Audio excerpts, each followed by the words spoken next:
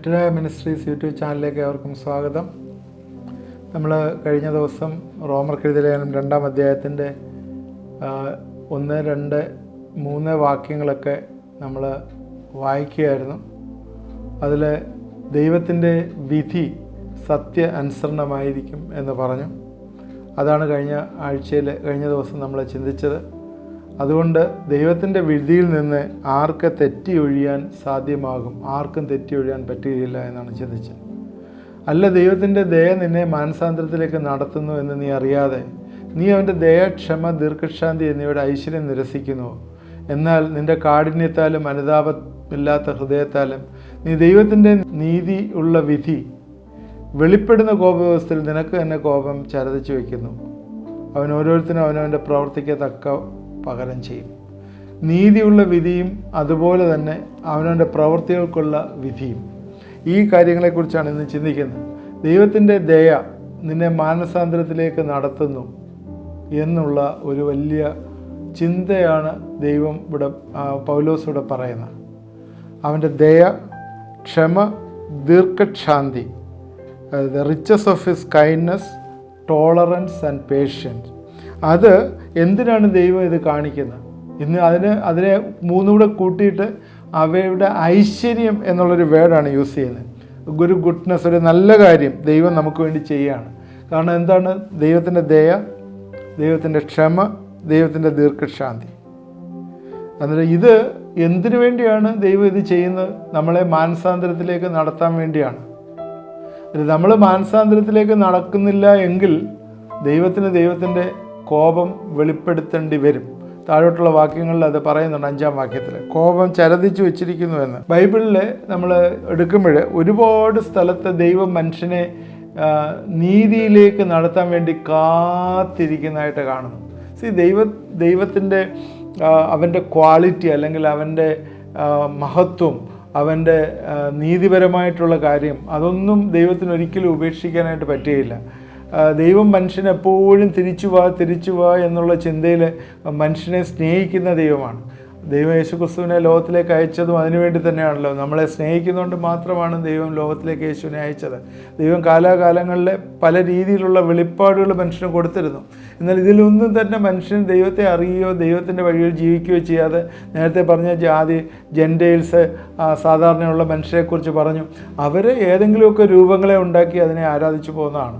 എന്നാൽ ദൈവത്തിൻ്റെ മക്കളായിട്ട് ദൈവം തിരഞ്ഞെടുത്ത യഹൂദജനം പോലും ദൈവത്തെ അറിയാതെ അബ്രഹാമിൻ്റെ മക്കളാണ് എന്ന് മനസ്സിലാക്കി ദൈവത്തിൻ്റെ ഒരു കുഴപ്പമില്ല, എന്ത് വേണമെങ്കിലും ചെയ്യാം എന്ന് വെച്ചിട്ട് ദൈവത്തിൻ്റെ വഴികളിൽ നിന്ന് മാറി ജീവിക്കുകയും അത് ലീഗലിസ്റ്റിക്കായിട്ട് അവർ ദൈവം അനുസരിക്കാതിരിക്കുകയും ചെയ്യായിരുന്നു. അവരുടെ സമ്പ്രദായങ്ങളായിരുന്നു. നമ്മളത് പറഞ്ഞാണ്. അതുകൊണ്ട് ദൈവം ഈ നാളുകളിൽ ദയയോടുകൂടിയും ക്ഷമയോടുകൂടിയും ദീർഘശാന്തിയോടെയും നിങ്ങൾ തിരിച്ചു വരും, ദൈവത്തിൻ്റെ മാനസാന്തരത്തിലേക്ക് ദൈവത്തെ അറിയും എന്നുള്ള രീതിയിൽ ദയ കാണിക്കുന്നതായിട്ട് കാണുന്നു. സഭാപ്രസംഗി 8:11 ദുഷ്പ്രവൃത്തിക്കുള്ള ശിക്ഷാവിധി തൽക്ഷണം നടക്കായതുകൊണ്ട് മനുഷ്യൻ ദോഷം ചെയ്യുവാൻ ധൈര്യപ്പെടുന്നു. ദൈവം പെട്ടെന്ന് തന്നെ ദുഷ്പ്രവൃത്തിക്കുള്ള ശിക്ഷാവിധി നടത്തുന്നില്ല.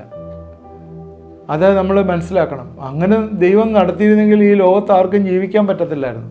കാരണം ഓരോ ചെയ്യുന്ന കാര്യങ്ങൾക്കും, ഓരോ ദോഷങ്ങൾക്കും, അല്ലെങ്കിൽ ചെയ്യുന്ന ഓരോ തിന്മയ്ക്കും അപ്പോഴോരോ അടി കൊടുത്തിരുന്നെങ്കിൽ മനുഷ്യന് ഈ ലോകത്തിൽ ജീവിക്കാൻ വയ്യാത്തില്ല. അതുകൊണ്ട് ദോഷം ചെയ്യാൻ ധൈര്യപ്പെടുകയാണ്. അതുകൊണ്ട് മനുഷ്യൻ പിന്നെയും ദോഷം ചെയ്യാൻ ധൈര്യപ്പെടുകയാണ്. 2 പത്രോസ് 3:9 ചിലർ താമസം എന്ന് വിചാരിക്കുന്ന പോലെ കർത്താവ് തൻ്റെ വാഗ്ദത്തം നിവർത്തിപ്പാൻ താമസിക്കുന്നില്ല. ആരും നശിച്ചു പോകാതെ എല്ലാവരും മാനസാന്തരപ്പെടുവാൻ അവൻ ഇച്ഛിച്ചു. നിങ്ങളോട് ദീർഘക്ഷമ കാണിക്കുന്നതേ ഉള്ളൂ. ആരും നശിച്ചു പോകരുത്, എല്ലാവരും മാനസാന്തരപ്പെടണം. അതുകൊണ്ട് ദൈവം ദീർഘക്ഷമ കാണിക്കുക. ദയ, ക്ഷമ, ദീർഘശാന്തി. സങ്കീർത്തനക്കാരൻ പറയുന്നത്, സങ്കീർത്തനം 33:5 അവൻ നീതി ന്യായം ഇഷ്ടപ്പെടുന്നു, യഹോവയുടെ ദയ കൊണ്ട് ഭൂമി നിറഞ്ഞിരിക്കുന്നു. ഇതേ കാര്യം തന്നെ സങ്കീർത്തനം 52:1 പറയുന്നു, ദൈവത്തിൻ്റെ ദയ നിരന്തരമാവുന്നു. ഓൾ ദ ഡേ ലോങ്, എല്ലാ ദിവസവും എല്ലാ നേരവും ദൈവത്തിൻ്റെ ദയ ഈ ഭൂമി നിറഞ്ഞിരിക്കുന്നു, നമ്മളെ ചുറ്റിക്കൊണ്ടിരിക്കുകയാണ്. അതുപോലെ ലൂക്കോസിൻ്റെ സുവിശേഷം 13:5 പറയുന്ന 3 തൊട്ടുള്ള വാക്യങ്ങൾ ഞാൻ വായിക്കും. മാനസാന്തരപ്പെടാഞ്ഞാൽ നിങ്ങളെല്ലാവരും അങ്ങനെ തന്നെ നശിച്ചു പോകും എന്ന് ഞാൻ നിങ്ങളോട് പറയുന്നു. അല്ല, ശീലോഹാമിലെ ഗോപുരം വീണ് മരിച്ചുപോയ 18 പേർ യെരൂശലേമിൽ പാർക്കുന്ന സകല മനുഷ്യരും കുറ്റക്കാരായിരുന്നു എന്ന് തോന്നുന്നു? അല്ലല്ല, മാനസാന്തരപ്പെടാഞ്ഞാൽ നിങ്ങളെല്ലാവരും അങ്ങനെ തന്നെ നശിച്ചു പോകും എന്ന് ഞാൻ നിങ്ങളോട് പറയുന്നു. അപ്പോൾ ഇവിടെയും പറയുന്ന റോമർക്കെഴുതിയ 4-5 വാക്യങ്ങൾ പറയുന്നത്, ദൈവം ക്ഷമയോടുകൂടി ദയോടുകൂടി ദീർഘക്ഷാന്തിയോടുകൂടി വെയിറ്റ് ചെയ്യാണ്. എന്തിനാണ്? മാനസാന്തരപ്പെട്ട് നമ്മൾ തിരിച്ചു ചെല്ലാനായിട്ട്. പലപ്പോഴും മനുഷ്യന് രോഗങ്ങളും ദുഃഖങ്ങളും പ്രയാസങ്ങളും ഉണ്ടാകുന്നു, അനർത്ഥങ്ങൾ സംഭവിക്കുന്നു, പല അനർത്ഥങ്ങൾ സംഭവിക്കും. ഇപ്പോൾ അടുത്ത കാലങ്ങളിലായിട്ട് നമുക്ക് അറിയാം, വലിയൊരു ലാൻഡ് സ്ലൈഡ് വയനാട്ടിൽ സംഭവിച്ചു. അനേകം ആളുകൾ ഇല്ലാതെയായി. നമ്മൾ എന്താണ് അതിനെക്കുറിച്ച് ചിന്തിക്കുന്നത്? എന്താണ് സംഭവിക്കുന്നത്? ഇവിടെ നോക്കി യേശുക്രിസ്തു പറയുന്നൊരു കാര്യമാണ്. പീലാത്തോസ് ചില ഗലീലക്കാരുടെ ചോര അവിടെ യാഗങ്ങളോട് കലർത്തിയ വർത്തമാനം അവനോട് അറിയിച്ചു. അതിനവൻ, ആ ഗലീലക്കാർ ഇത് അനുഭവിക്കൽ എല്ലാ ഗലീലക്കാരും പാപികളായിരുന്നു എന്ന് തോന്നുന്നു? അല്ല, എല്ലായിടവും മാനസാന്തരം ആവശ്യമാണ് എന്ന് പറയുകയാണ്. അതുകൊണ്ട് മാനസാന്തരപ്പെടാത്തത് കൊണ്ടാണോ അവർ മരിച്ചുപോയി? അങ്ങനെയല്ല, ദൈവത്തിൻ്റെ പർട്ടിക്കുലർ പർപ്പസിലാണത്. എന്നാൽ നമ്മളെ സംബന്ധിച്ചിടത്തോളം അത് നമ്മുടെ മുമ്പിൽ ഒരു വലിയൊരു ചോദ്യചിഹ്നമായി, അല്ലെങ്കിൽ നമ്മുടെ മുന്നിൽ വലിയൊരു സംഭവമായി അത് ഇരിക്കുകയാണ്. എന്താണ്? ദൈവം കാത്തിരിക്കുകയാണ് നമ്മളൊക്കെ ദൈവത്തിലേക്ക് തിരിഞ്ഞു ചെല്ലാനായിട്ട്.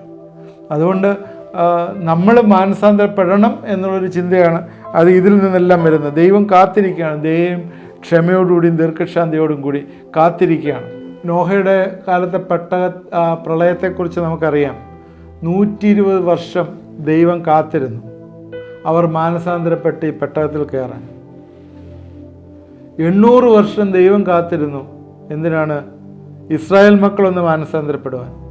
എന്നിട്ടാണ് അവർ മാനസാന്തരപ്പെടാഞ്ഞുകൊണ്ടാണ് പ്രവാസത്തിലേക്ക് അവരെ വിട്ടത്.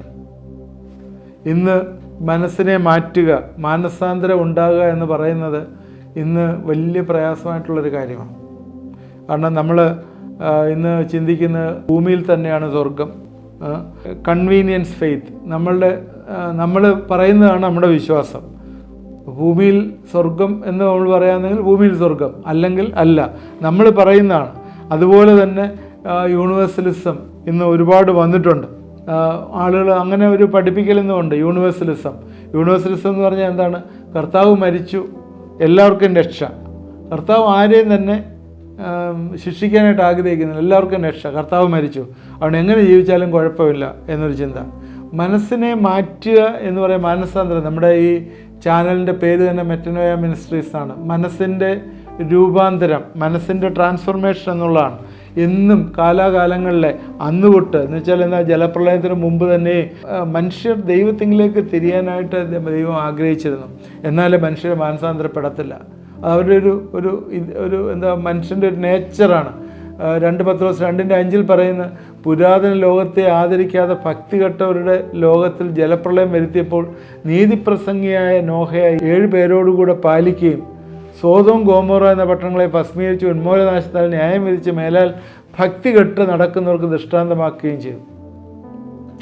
ഇത് നമുക്ക് ദൃഷ്ടാന്തമായിട്ടിവിടെ വെച്ചിരിക്കുകയാണ്. സോദോം ഗോമോറ കഴിഞ്ഞ എപ്പിസോഡുകളിൽ പറഞ്ഞാണ്, ലോകത്തിൻ്റെ മധ്യഭാഗത്ത് ചാവുകടൽ നമുക്ക് ദൃഷ്ടാന്തമാക്കി വെച്ചിരിക്കുകയാണ് ദൈവം ന്യായം വിധിക്കുമെന്ന്. അതുകൊണ്ട് ദൈവത്തിങ്കിലേക്ക് തിരിയുക എന്നുള്ളൊരു ചിന്ത ആണ് ഇന്ന് നമുക്ക് ആവശ്യമായിട്ടുള്ളത്. ദൈവത്തിങ്കിലേക്ക് തിരിയുക. 1 തെസ്സലോനിക്കർ 1:9-10 വാക്യങ്ങൾ, നിങ്ങൾ വിഗ്രഹങ്ങളെ വിട്ട് ദൈവത്തിങ്കിലേക്ക് എങ്ങനെ തിരിഞ്ഞു വന്നു. തെസ്സലോനിക്ക സഭ വിഗ്രഹങ്ങളെ വിട്ടിട്ട്, അവരുള്ള ആളുകൾ വിഗ്രഹങ്ങളെ വിട്ടിട്ട് എങ്ങനെയാണ് ജീവനുള്ള സത്യദൈവത്തെ സേവിപ്പാനും അവൻ മരിച്ചവരുടെയിൽ നിന്ന് ഉയർപ്പിച്ചതിൻ്റെ പുത്രനെ വരുവാനുള്ള കോപത്തിൽ നിന്ന് നമ്മെ വിടുവിക്കാനുമായി യേശു സ്വർഗത്തിൽ നിന്ന് വരുന്ന കാത്തിരിപ്പാനും നിങ്ങൾ ദൈവത്തിങ്കിലേക്ക് തിരിഞ്ഞു വന്നു. അത് ഒരു കാര്യം നമ്മൾ എപ്പോഴും ചിന്തിക്കണം. ദൈവം ന്യായം വിധിക്കുമ്പോൾ ചരതിച്ചു വെക്കുന്ന ഒരു ചിന്ത നമ്മുടെ മനസ്സിലെപ്പോഴും ഭരിക്കണം. അതുകൊണ്ട് ദൈവം ഒരു ദിവസം ഇതിനു വേണ്ടി വെച്ചിരിക്കുന്നു. ന്യായം വിധിക്കാനായിട്ടൊരു കോപ ദിവസമുണ്ട്. നമ്മൾ കുഞ്ഞുങ്ങളോട് പറയുന്ന ഒരു ഫൈനൽ എക്സാമിനേഷൻ ഡേറ്റ് ഉണ്ട്. ആ ഡേറ്റിൽ ദൈവം അത് വിധി കൽപ്പിക്കും. ആ സമയം അടുത്ത് വന്നിരിക്കുന്നു. അതുകൊണ്ട് നമ്മൾ ആത്മീയമായിട്ടുള്ള കാഠിന്യം നമ്മൾ മാറ്റണം. മാറ്റിയിട്ട് ദൈവത്തിങ്കിലേക്ക് തിരിയുക. 5-ാം വാക്യം റോമർ 2:5 നിന്നാൽ നിന്റെ കാഠിന്യത്തിലും അനുതാപമില്ലാത്ത ഹൃദയത്തിലും നീ ദൈവത്തിൻ്റെ നീതിയുള്ള വിധി വെളിപ്പെടുന്ന കോപദിവസത്തിലേക്ക് നിനക്ക് തന്നെ കോപം ചരതിച്ചു വെക്കുന്നു.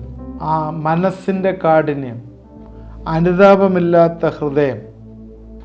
അതുകൊണ്ട് എന്താണ് സംഭവിക്കുന്നത്?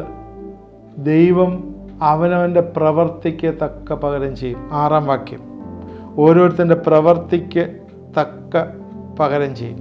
ദൈവം ഓരോരുത്തരുടെ പ്രവർത്തികൾക്കായിട്ടുള്ള ന്യായവിധി എന്ന് പറഞ്ഞാൽ യെശയ്യാപ്രവചനം 65-ാം അധ്യായത്തിൻ്റെ 2-ാം വാക്യത്തിൽ ദൈവം ന്യായവിധിക്കായി ഇടവിടാതെ മത്സരമുള്ള ജനത്തിങ്കിലേക്ക് ഞാൻ ഇടവിടാതെ കൈനീട്ടുന്നു. സ്വന്തം വിചാരങ്ങളെ അനുസരിച്ചാകാത്ത വഴിയിൽ നടക്കുന്ന മത്സരമുള്ള ജനത്തിന് അവിടെ ഇടയിലേക്ക് ഞാൻ കൈനീട്ടുന്നു എന്ന് യെശയ്യാപ്രവചനത്തിൽ പറയുന്നു. ഈവൻ നരകത്തിൽ പോലും ന്യായവിധിക്ക് വ്യത്യാസമുണ്ട്.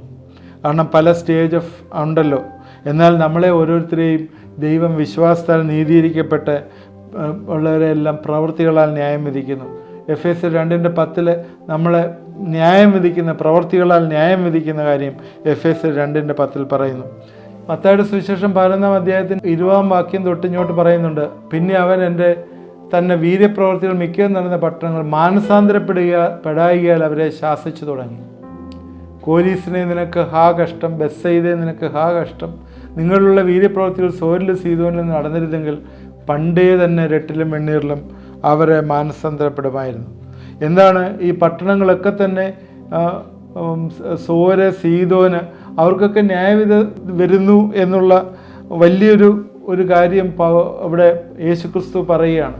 കാരണം അവർ മാനസാന്തരപ്പെട്ടില്ല എന്നുള്ള കാര്യം. അതുകൊണ്ട് ന്യായവിധി ദൈവത്തിൻ്റെ കോപത്തിൻ്റെ കണക്ക്, അല്ലെങ്കിൽ ന്യായവിധിയുടെ കോപം വളരെ കൂടുതലായിരിക്കും, ഇങ്ങനെയുള്ളവരോട് വളരെ കൂടുതലായിരിക്കും എന്ന് നമ്മൾ ചിന്തിക്കുക. നമ്മൾ തിരിച്ച് റോമക്കെഴുതിയ 2-ാം അധ്യായത്തിലേക്ക് വരുമ്പോൾ, എന്നാൽ നിൻ്റെ കാഠിന്യത്താലും അനുതാപമില്ലാത്ത ഹൃദയത്താലും നീ ദൈവത്തിൻ്റെ നീതിയുള്ള വിധി വെളിപ്പെടുന്ന കോപദിവസത്തേക്ക് നിനക്ക് തന്നെ ചരതിച്ചു വെക്കുന്നു. അന്ന് എന്താണ് ചെയ്യുന്നത്? അവൻ ഓരോരുത്തരും അവൻ്റെ പ്രവൃത്തിക്ക് തക്ക പകരം ചെയ്യും. യഹൂദനെ ഉദ്ദേശിച്ച് ഇത് പറയുന്നതാണ്. യഹൂദൻ അവർ സെൽഫ് റൈച്ചസ് ആണെങ്കിലും അവരുടെ ഹൃദയം അനുതാപമില്ലാതെ കാഠിന്യത്തിൽ ആയിപ്പെട്ടുപോയി. അതിനാൽ എന്താണ്? ദൈവത്തിൻ്റെ കോപം നിനക്കെതിരായിട്ട് വരും, നിൻ്റെ പ്രവൃത്തിക്ക് തക്ക പകരം ചെയ്യും. എന്നാൽ നേരത്തെ പറഞ്ഞു 6, 7, 8 അധ്യായങ്ങൾ ക്രിസ്തുയേശുവിനാൽ വീണ്ടെടുക്കപ്പെട്ട വ്യക്തി അവരെ സൽപ്രവൃത്തിക്കായിട്ട് വിളിച്ചിരിക്കുകയാണെന്ന് പറഞ്ഞു. അവരുടെ പ്രവൃത്തികളെ ദൈവം ന്യായം വിധിക്കും. ന്യായം വിധിക്കുമ്പോൾ അതിന് പ്രതിഫലമാണ് കൊടുക്കുന്നത്. ഇവിടെ എന്താണ്? കോപമാണ്. കോപവും പ്രതിഫലവും തമ്മിൽ വ്യത്യാസമുണ്ട്. കർത്താവിങ്കലായ വ്യക്തിയെ സംബന്ധിച്ചിടത്തോളം അവിടെ ന്യായവിധിക്ക് ദൈവം റിവാർഡ്സാണ് കൊടുക്കുന്നത്. ഇവിടെ അതല്ല ചെയ്യുന്നത്. ഇവിടെ ദൈവത്തെ അറിഞ്ഞു എന്ന് പറയുന്നുണ്ടെങ്കിലും ദൈവത്തിൻ്റെ കൽപ്പനകളൊക്കെ ഉണ്ടെന്ന് പറഞ്ഞാലും അവരുടെ ഹൃദയം അനുതാപമില്ലാതെ കാഠിന്യത്താൽ നിറഞ്ഞിരിക്കുന്നതുകൊണ്ട് എന്താണ്? ദൈവം അവർക്ക് ശിക്ഷാവിധി കൊടുക്കും എന്നാണ് പറഞ്ഞിരിക്കുന്നത്. അവിടെ ശിക്ഷാവിധി ന്യായവിധി രണ്ടാണ്. അത് വേറൊരു സമയത്ത് നമ്മൾ സംസാരിക്കാം. ഇന്നത്തെ ചിന്തകൾ നമുക്ക് അനുഗ്രഹപ്രദമായി എന്ന് വിചാരിക്കുന്നു. തീർച്ചയായും ഇന്ന് പറഞ്ഞത് അങ്ങനെയാണ്. ദൈവം ദയോടുകൂടിയും ക്ഷമയോടുകൂടിയും ദീർഘശാന്തിയോടുകൂടിയും നമുക്ക് വേണ്ടി കാത്തിരിക്കുന്നു. That is with kindness, tolerance and patience. നമുക്ക് വേണ്ടി കാത്തിരിക്കും. എന്തിനു വേണ്ടി കാത്തിരിക്കുന്നു? നമ്മൾ അനുതാപ ഹൃദയത്തോട് തിരിഞ്ഞു വരുവാനായി, മാനസാന്തരപ്പെട്ട് തിരിഞ്ഞു വരുവാനായി. എന്നെ കേൾക്കുന്ന പ്രിയപ്പെട്ടവർ ആരെങ്കിലും കർത്താവിൻ്റെ സ്നേഹം രുചിച്ചറിഞ്ഞിട്ടില്ലെങ്കിൽ ഇന്ന് രാത്രി തന്നെ ഈ കർത്താവിനെ രക്ഷകനും കർത്താവുമായി സ്വീകരിച്ച് ആ സ്നേഹത്തിൽ വസിക്കാനായിട്ട് പ്രത്യേകം ഞാൻ ആഹ്വാനം ചെയ്യുകയാണ്. നമുക്ക് പ്രാർത്ഥിക്കാം. ദൈവമായ കർത്താവെ, ഇത് കണ്ടുകൊണ്ടിരിക്കുന്ന പ്രിയപ്പെട്ടവരെ എല്ലാം ദൈവകരങ്ങളിലേക്ക് ഏൽപ്പിച്ച് പ്രാർത്ഥിക്കുന്നു. നീ കർത്താവെ ഞങ്ങൾ പഠിക്കുന്ന പഠന കാര്യങ്ങളിൽ കർത്താവെ ഒരു അറിവിന് വേണ്ടിയല്ല, അത് ഹൃദയത്തിൽ ചെന്ന് ഹൃദയത്തെ രൂപാന്തരപ്പെടുത്തുകയും അതെനിക്കൊരു വെളിപ്പാടായി തീരുകയും ചെയ്യണം എന്നുള്ള ചിന്തയിൽ പഠിക്കുവാനായിട്ട് കർത്താവെ ഇത് കണ്ടുകൊണ്ടിരിക്കുന്ന എല്ലാവരെയും സഹായിക്കണമേ എന്ന് പ്രാർത്ഥിക്കുന്നു. കർത്താവെ ഇത് കണ്ടുകൊണ്ടിരിക്കുന്ന ആരെങ്കിലും കർത്താവിൻ്റെ സ്നേഹത്തെ രുചിച്ചറിയാത്തതുണ്ടെങ്കിൽ ഈ ദിവസങ്ങളിൽ ദൈവം അവർക്ക് വേണ്ടി വെയിറ്റ് ചെയ്യുകയാണ്. വലിയൊരു ന്യായവിധിയുണ്ട്. ആ ന്യായവിധി ദിവസത്തിലേക്ക് വെയിറ്റ് ചെയ്യുന്ന ദൈവം അതിനു മുമ്പ് ദയ കാണിച്ച് ദീർഘക്ഷമ കാണിച്ച് ദൈവം ഇരിക്കുന്നു. ദൈവത്തിൻ്റെ ഐശ്വര്യത്തിലേക്ക് കടന്നു വരുവാനായിട്ട് കർത്താവെ ഈ രാത്രികാലം അവരെ സഹായിക്കണമേ. ആരെങ്കിലും അങ്ങനെ കർത്താവിൻ്റെ ആ പ്രത്യേകമായിട്ടുള്ള രക്ഷ കണ്ടില്ലെങ്കിൽ ഇന്ന് നിങ്ങൾ ഹൃദയത്തിൻ്റെ ഉള്ളിൻ്റെ ഉള്ളിൽ ദൈവത്തോടൊന്ന് പ്രാർത്ഥിക്കുമോ? കർത്താവേ, നീ എൻ്റെ ഹൃദയത്തിൽ രക്ഷകനും കർത്താവുമായി കടന്നു വരണമേ എന്ന് പ്രാർത്ഥിക്കുമോ? തീർച്ചയായും ദൈവം നിങ്ങളുടെ ഹൃദയത്തിലേക്ക് കടന്നു വരും.